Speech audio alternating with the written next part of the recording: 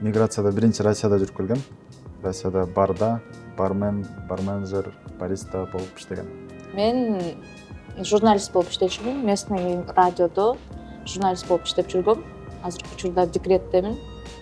Миграцияда жүргөндө биринчи эле туугандарыңды сагынасың, жериңди сагынасың. Ата энемди дагы сагынам. Ата энени сагынуу башка, бирок анан өзүңдүн балдарыңды сагынган башка да. Баардыгын сагынабыз.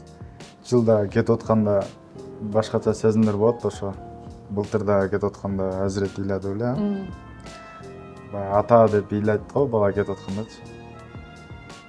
Ошого биякта да бир нерсе кылайлы деп чечтик да. Потому что келгенден кийин 6 ай мен биякта отуруп калбашым керек болду биринчи очередь.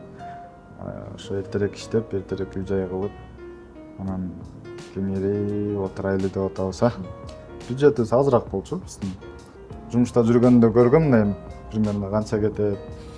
Эме десем да, азыраак эле сумманы көрсөткөндө мен дагы стройка кылган эмесмин буга чейин. Кылсам да кичинекей стройкаларды эле да, мындай чоң дегенден. Келип өзүм башынан өткөндөн кийин уже көп акча кеткенин билип калдым да. Ошо көп акча кетип калат экен.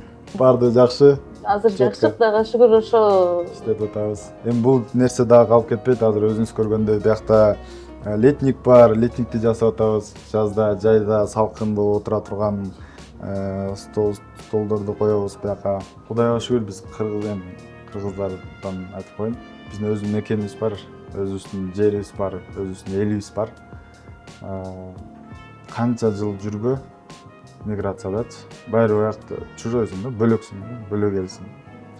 Андан көрө ошо акчаны кылып иштеш керек ооба. Миграцияда иштеп келип, желательно барбаганы аракет кылыш керек да. Биякта болсо эмне плюстар бар? Биякта үй бүлөң бар, досторуң бар.